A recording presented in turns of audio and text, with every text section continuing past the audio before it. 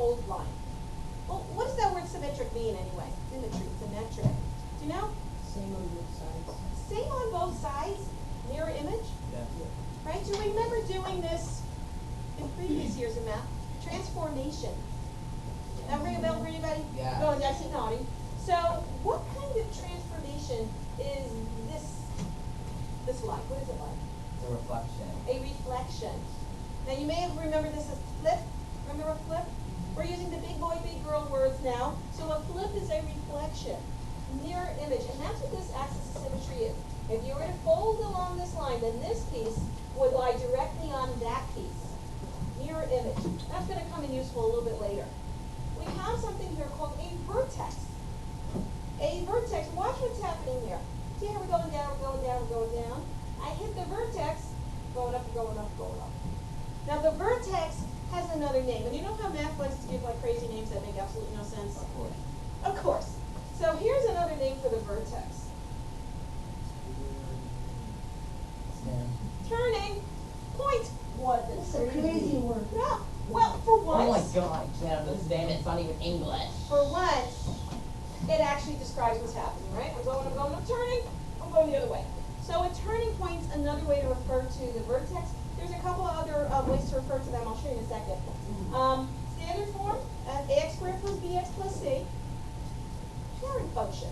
Y equals x squared. Parent function. And we're going to look about what that means in a moment. The vertex is your lowest or highest point. Now, if I'm looking at this parabola here, the vertex is it the lowest or highest point of this parabola? And let's think about, remember range? Who remembers range? Someone's trying to block that out, Ms. Grieser. No, range. What's the range of this particular function? Do you know? The range. It's this way, right? It starts out from 0, then it goes up to, I don't know when. Infinity, right? So this is possibly. y bigger than or equal to 0 is my range. So is this the lowest point or the highest point right here? So we call that the minimum. So that's another name for the vertex and the turning point. It could be called the minimum. However, sometimes parabolas look like this. In this case, is my vertex, which is up here someplace, is that going to be a maximum or a minimum? Maximum. So depending on the orientation of the parabola, you have a maximum or a minimum. But it is going to be at the vertex. It is going to be at the turning point. Yes, sir? Is it parabola if the lines are, if they're not going forever? Oh, if it just stops? Yes.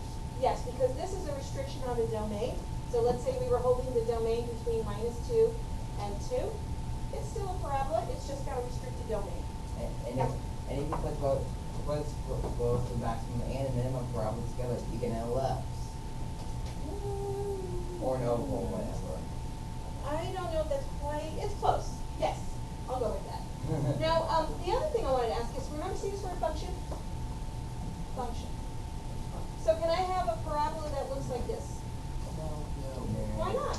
Because it ain't a function. Why not? It's not a function. Not a function. Remember how I know if something's a function or not? Every input has one and only one output. Well, for these, only one output. If I'm looking at an input here, more than one output. So we are not, in algebra 1, going to be looking at parabolas that are on their side. We're only looking at the functions. So the axis of symmetry just splits them up. Cool. What else about parabolas? Cool.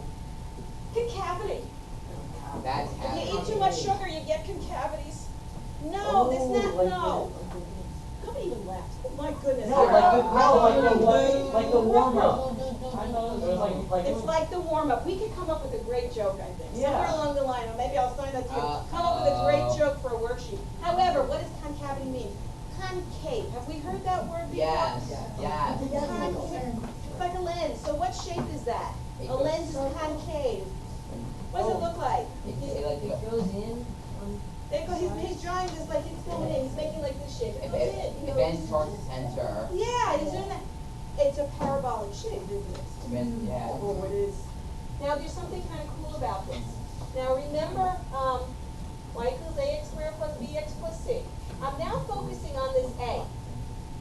So, a concave up parabola looks like this kind of parabola.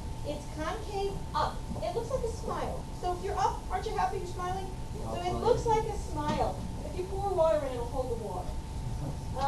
Concave down. What do you think that is? Down, it's my frowny face. If you're down, you're set to frown. If you pour the water on, it's more like an umbrella, right? Then you can go off. Well, at least it's all useful. So now this A becomes important because I can tell if it's concave up or concave down just by looking at the A value. And here's how. If your A value is a positive number, it's going to be concave up. Isn't that nice? If you're positive, you're an up person, you're going to smile. So a positive A is concave up. So what do you think a negative A is? A concave down. So if you look at your A, right away you can tell it's negative. See? That's kind of cool. Now if you're concave up, you're looking like this. Do you have a maximum or a minimum value to this particular parabola? Concave up. So we'll have a maximum or minimum. Why is it minimum? You're right. Why? Because you can't go any further. Yeah, this is again, remember range. This is the smallest point that I have. So if you have a concave down, that's when your vertex is the maximum. Okay, the turning point here is a minimum, the turning point here is a maximum. If we don't have graphing calculators, pick the bunny, go get a graphing calculator. We're going to go play with some of these different kinds of numbers. So clear out your calculator, stick a plus and 1, 2, just in case somebody else has been there. And then remember how we graph? Press the Y equal button right up here. And we're going to type in Y equals X squared in Y1, and then move down one to Y2. And we're going to type in Y equals negative X squared. And if we're forgetting how to do this, be sure if you're using the negative to use the negative button down here. The X is right next to the alpha button. Don't press the alpha button, but it's right next to it. And the square, it's near the 7 button. Just go up and left from the 7 button. Okay. Now, we're getting that in there real quick? Now, before you press the graph button, I like to kind of set my window first. You're going to press the zoom, and then you want the standard. So zoom standard. Whoa. Well, am I getting this picture? Oh, yeah. It looks like a DNA strand, an hourglass. Yeah, It looks like two definitely ice cream hourglass. cones. 2 ice cream cones that are kind of curvy. Oh, right. I'm not gonna. Now, it's 2 functions here, right? There are 2 functions. Which one is y equals x squared, and which one is y equals negative x squared? What do you think? X squared is smile, get negative x squared. Well, how do you know that? Or how'd you come to that conclusion? Oh, no. How do you know that? What's positive? Let's go back. Y equals ax squared plus bx plus c, right? What are those values for this particular one? What's a? 1. What's b? 0. What's c? What about this one? What's a? What's b? And what's c? So how do I know this one is the smile? Because a is positive. When a is positive, it's going to be concave up. This one has a negative a, so it's going to be concave down. So just by using those facts, I can identify the graph pretty easily. Yeah, we can. Transformation, Robin. Quickly. We've already talked a little bit about the reflection. What are some of the other transformations you know? Yeah. Flip. That's the reflection. Oh, I want a different one. I want a different one. Slide. Slide. What's the big boy word for slide? Big boy word for slide, you know? Translation, right? I don't really think why it's called translations. It's usually when you say translation, you usually. Now, what is a translation for a slide? What does it do? What does it do? One sentence. In mathematical terms, you basically push the object. You're pushing it around. Do I turn it while I'm pushing it? No. No, it kind of keeps its same kind of orientation, but we move it around. That's a slide or a translation, okay? That's 2 of them. What else do we have? Rotation. What's a rotation? Turn it. Right, rotate, turn. And there's one more. Oh. One more, Oh, yeah. one more. Remember? Dilation. Dilation, what's a dilation? It's making it bigger, smaller. Right, kind of blowing it up, shrinking it down? Size. What? Size. It's size, okay. Quickly, I'm running out of time. I also think that translation can be called transitions. When we think of translation, we think of it as writing the equivalent of something in one language and that in another. All right, that's okay. This is translating position. That's okay. That's Now, fine. shape, we're going to talk about dilations. Now, the y equals ax squared plus bx plus c. When we change some of these things, it does cause transformations. So we're going to focus on the dilation transformation. And again, we're looking at A again. The A. If the magnitude of A, that's what this means, this absolute value. Its size. So magnitude. Have we heard that word before? Who saw Despicable Me? Oh. Okay. Vector. Remember him? Yeah. What does he have? Direction and magnitude. Yeah, because he's a vector. It's the size. So we're not worried about the sign. We just want to know if this is negative 2x squared something or other, its magnitude is 2, which is bigger than 1. If that's the case, you have a big value for A. Yeah. The parabola gets narrow. It's what we call a stretch. It's like somebody kind of pulled on each side and just kind of pulled it narrow. What about if it's a proper fraction? The magnitude is a proper fraction, like 1/2, 3/4, maybe it's negative 3/4. What happens? It gets wider. We call that a compression. What else do we call that? Shrink a little bit, right? You kind of push it down a little. So we're going to just play with this a little bit before we go to lunch. In fact, you know what? Let's take a little break now, and we'll continue this when we get back. All right,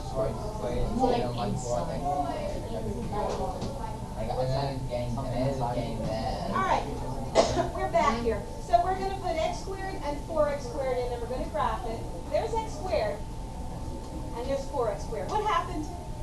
What happened? Narrower. It got narrow, it got skinny. Somebody stretched it up. What do you think would happen if we said y equals 10x squared? It would get even skinnier. It would get even skinnier. Let's take a look. Oh, we got a calculator here. It's for free. 10x squared. Even skinnier. What about 100x squared? Like, how tiny can this thing get? Probably you won't even be able to see it. Everybody do 100x squared? I'm gonna try it right now. I'm gonna fly. Can we even see it? I don't even know if you might blow this thing up. We'll find out. I hope We it can blow this does. thing. Oh, whoa. I just blew it. Yeah. So the idea is, when this number gets the magnitude, you can have negative 100x squared. What's going to look like if it's negative 100x squared? It's just like. It's going to take Oh. going to take this concave up and make it concave down, but just as skinny. So again, it's the magnitude. It's the sign doesn't affect how skinny it gets. It's the magnitude. Now let's go back in here. And I'm going to get rid of 10x squared, and I'm going to get rid of 100x squared. But I'm going to put in 1/4 x squared. Now before you do it, be sure that you're not putting in 0.25 x squared. Don't convert it to a decimal. You can leave it as a fraction. And let me show you how. You just put in a paren. 1 divided by 4, put another paren, and then type in your x squared.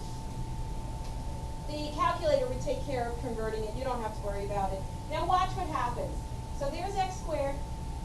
There's 4x squared. Whoa, there's 1/4 x squared. So what happens as my x squared gets small, the a gets small in front of that x squared, the magnitude, what happens? Widens out. Widens out. Okay, that's like our compression there. So A does a lot of stuff. First of all, A being positive or negative, what happens with that?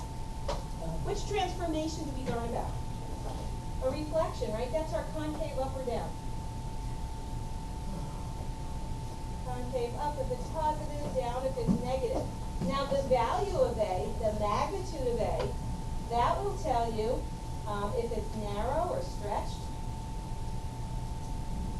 or compressed. And that's our dilation. So A is kind of valuable. All right, let's look at some other examples of transformations.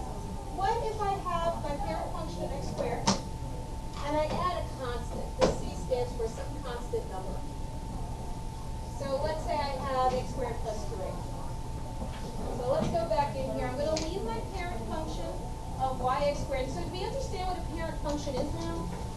Y equals x squared. Why is that called the parent function? Right, it's like our starting point. And then we transform it based on A, B, and C. Whoops, what the values are. So I'm going to put in here x squared plus 3. Let's see what happens. So there's x squared. What happened? Oh, no, I'm still typing. What happened? Moved up. Moved up. What kind of transformation? What's the big boy word for that slide? Translation. Translation. So it translated it, he said it, up. What do you think's going to happen with x squared minus 4? It's going to move it down. Let's find out. So if we type it in, and I'm putting it in y3, x squared minus 4, it goes down. It translates it down. So we get a translation.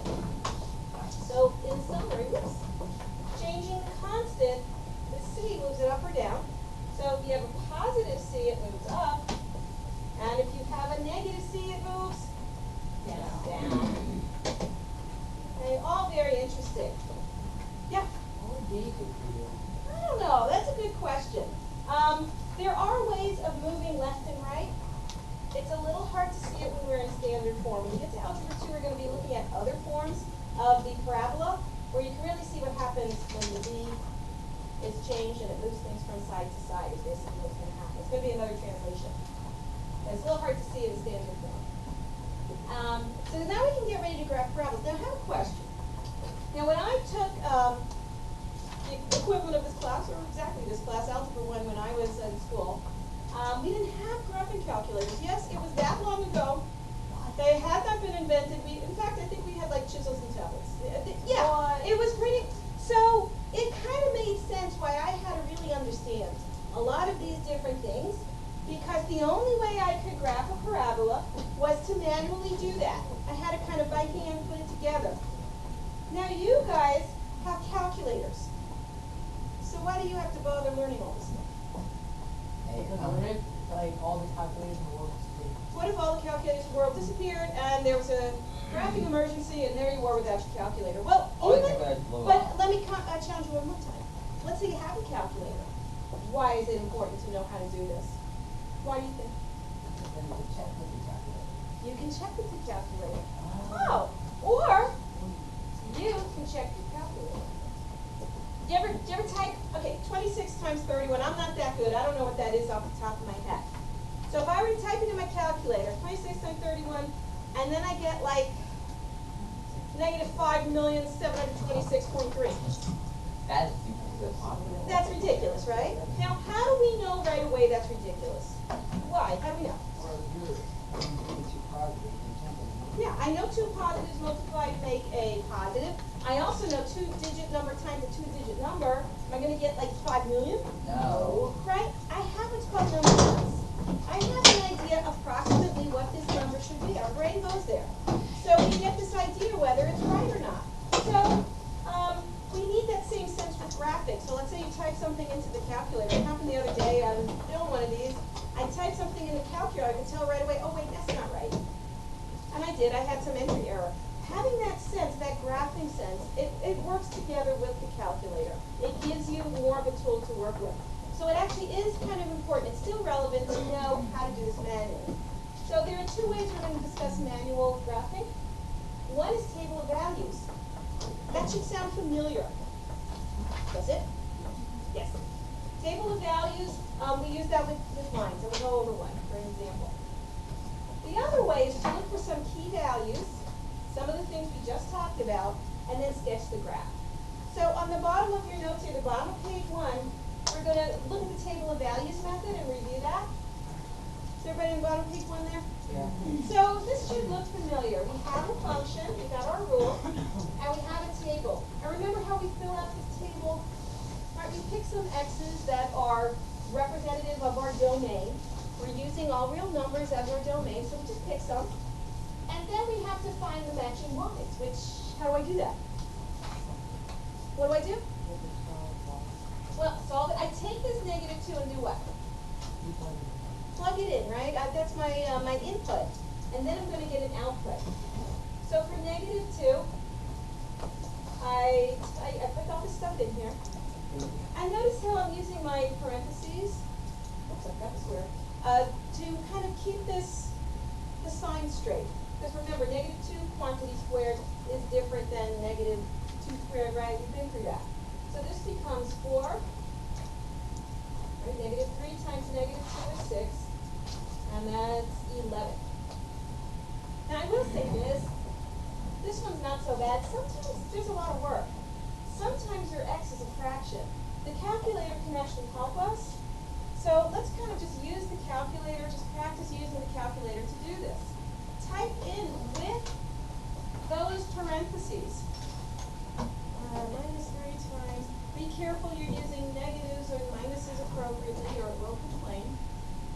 Right? Type it in. And you hit enter and you should get your value there, same as I got. Now here's something kind of neat. Let's say I want to do -1. And I want to make the substitution. If you look at your enter key here, look under the color that's the same as your second button. You see that word entry? Yeah. Okay, so press the second button and press enter and watch what happens. It brings up what you just typed and look what you can do. So now I want -1 as my x. I can just type right over these things, press enter, and it's a little bit faster. I don't have to keep typing in, all those parentheses again. I type that function in one at a time. Now for 0, do I need to go through the calculator? What's nice about 0? What happens when you substitute 0 in? What's going to happen? It cancels out everything with the variable, and what's left? 1. Now remember, this is ax squared plus bx plus c. So f of 0 is always going to be the c value. It just comes right out. And then you can go ahead and put in the, I'm going to press second and enter to bring up the entry because my next one on the list is just a 1. So I can just correct that guy. And then 1 is -1. And 2, do the same thing, bring it back in. 2, enter, it's -1 again. Huh, that's interesting. All right, now once I fill out the table, what do I do then with table values? Graph it. So my first point, -2, 11, so I go -2, and I think I'm going to go off the page just a little bit here. My 11's up there. The next point is -1, 2, 3, 4, 5, 0, 1, 1, -1, 2, -1. Now if we look at these dots, our brain kind of wants to connect it. Do we start seeing a parabola shape? Right? Once we start seeing it bouncing back up, it would probably be helpful to find some more values. And it's not too hard if you know this little enter trick. Oops, okay. We get 1 again, and we can start seeing what's happening here. They're bouncing back up. The pattern is bouncing back up. So I'm getting a 1, here, and then I'm up here. So I start seeing my shape. So I can go ahead, oops, and kind of connect the dots as best I can. And I've got my parabola. Nice. Now, what's kind of nice about this? I heard that word, nice. What is nice? Yeah? Well, you can use the calculator to help with some of the calculation work. And plus, I think what's nice is it's kind of easy. We already know how to do this. We've done this already. So what's not so great about it? Nothing. There's nothing not bad about it? What do you think?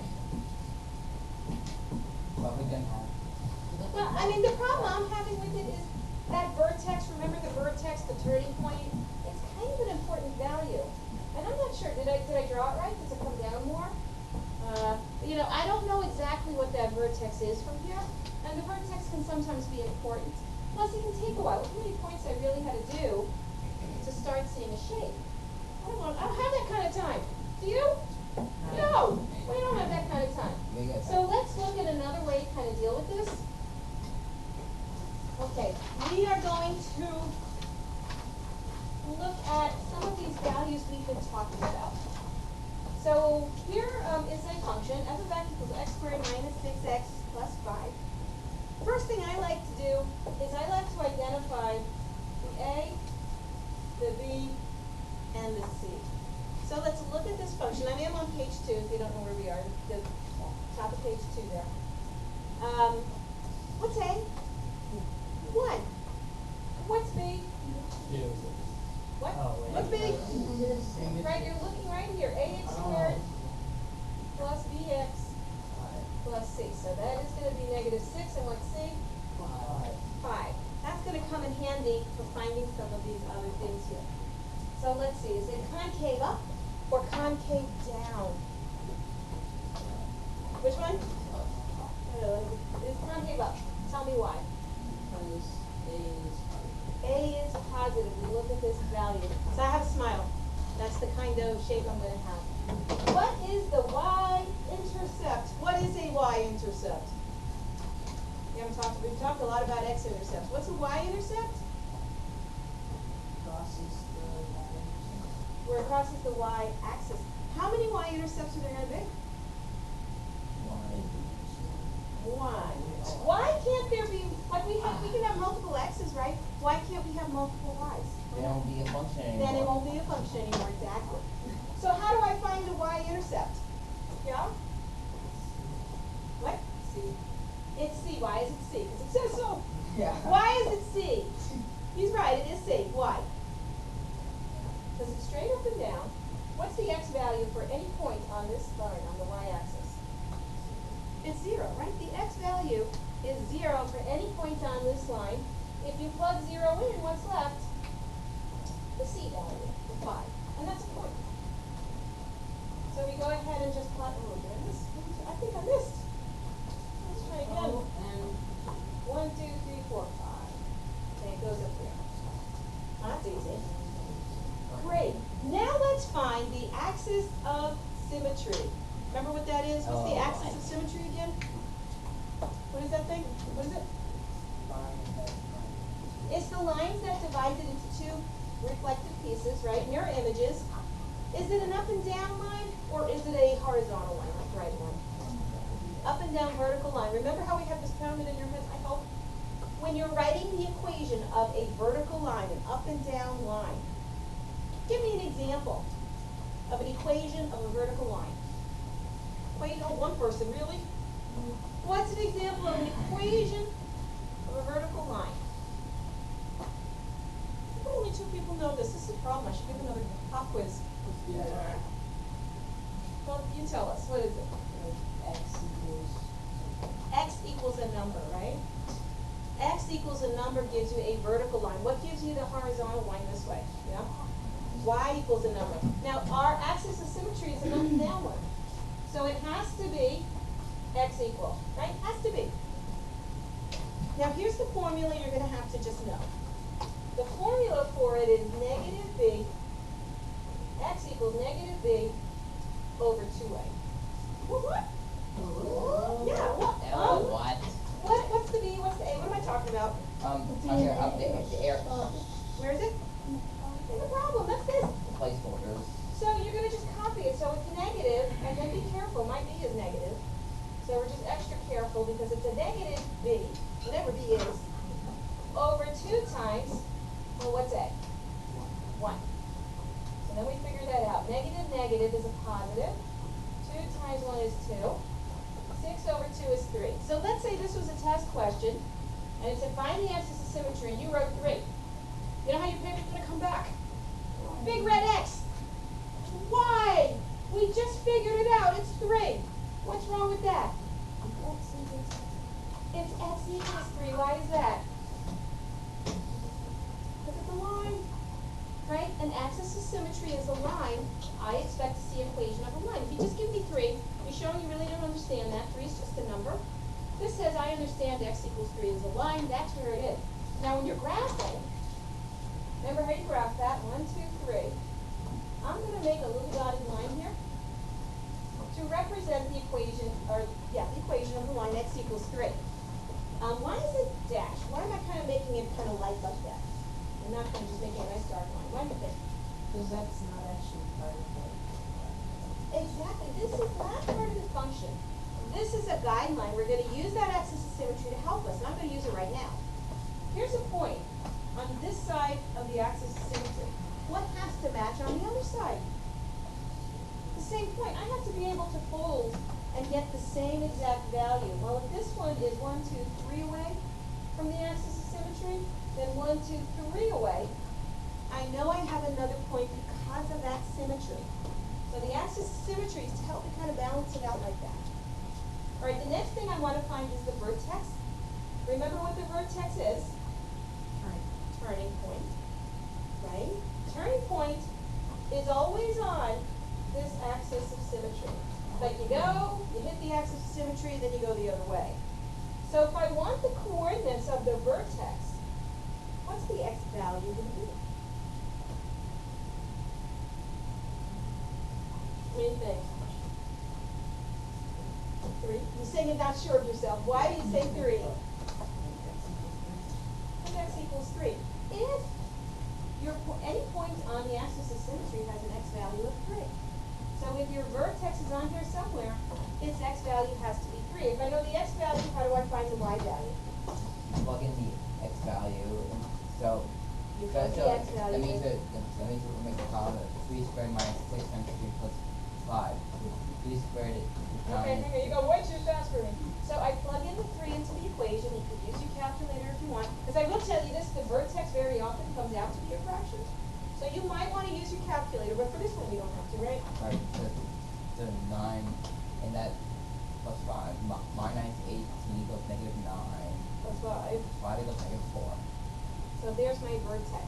So I go 1, 2, 3, 1, 2, 3, 4. And that's my vertex right there. We can kind of see what's happening. Can you kind of visualize a little bit with your eyes what's going to happen? Yeah? We know it's concave up. We see where it's kind of, nice little guidepost here. The last thing that we want to find is where exactly is it crossing the x-axis? Because how many times is it going to cross the x-axis? Well, it's going to cross it on this side, and it's going to cross it on this side. So how many times? Twice. So how many zeros are there in this function? 2. We can tell by just looking. If it hits it twice, zeros are x-intercepts. Got 2. I wish I knew how to find the zeros of a function.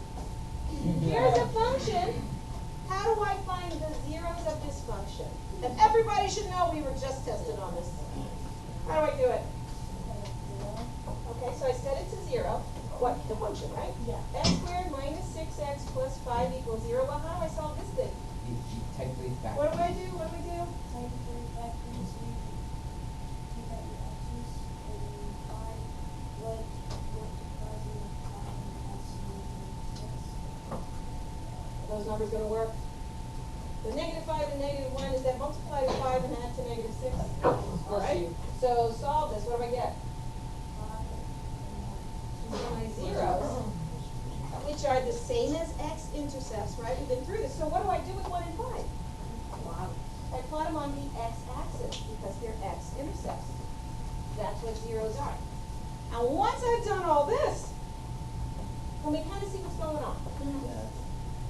Right, so we do our best to kind of connect them through. It's not perfect. That's why we call it a sketch.